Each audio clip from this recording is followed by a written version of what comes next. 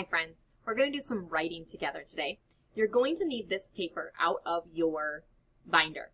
You're going to have one of these every day that you're going to work on. So just find the one after your day one and grab this out of your binder or leave it in your binder and write from there. This is our writing paper. There's a spot for a picture at the top and then there's lines down here. The lines have dots on them and a dotted line in the middle. Most of your lowercase letters will stay below the dotted line. Not all. Some are tall letters, and we'll talk about what letters are tall as our year goes on, and we'll talk about how to do that. Now, I know a lot of you did a great job with your letter writing last year, and you worked on which letters are tall and which letters are below the line, and we're going to talk more about that too. But today I just want you to think about my writing prompt I'm going to give you, and just do the best that you can. When we write in first grade, we always try to write our words first. We're more worried about our words than we are our picture. But then, of course, you'll always have time to draw your picture.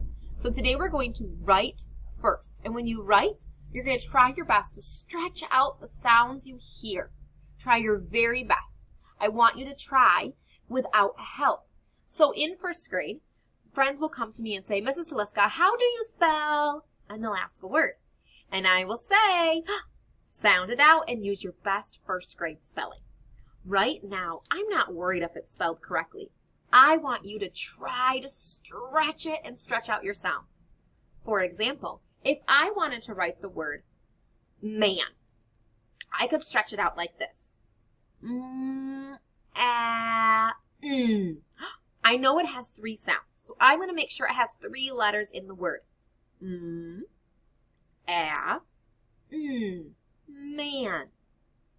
And then I will write them as I hear them.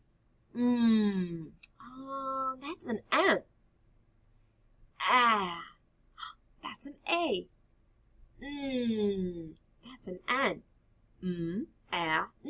M-A-N spells man. I want you to stretch the best that you can. So moms and dads, I want you to just try to let them do this. It can get frustrating at times, but it's very important in the learning process. So try your very best. And if you can't do it exactly the way that you want to, it's okay. We've got all year to work on it. Try your very best. So here is our writing prompt for today. I want you to take your pencil, we always write in pencil, and tell me, how do you feel about coming back to school? Or how do you feel about starting school? Are you excited to be back? Are you a little sad that maybe you can't come to the classroom with us? That's okay. Are you a little sad that summer's over? Are you excited to meet new friends? Tell me how you feel. It's okay. However you're feeling is okay. So I want you to try to write that here. I feel, and tell me how you feel about coming back to school.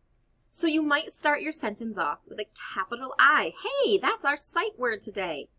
I. And then we always leave a finger space between our words. We put a finger there and leave a space. Eel.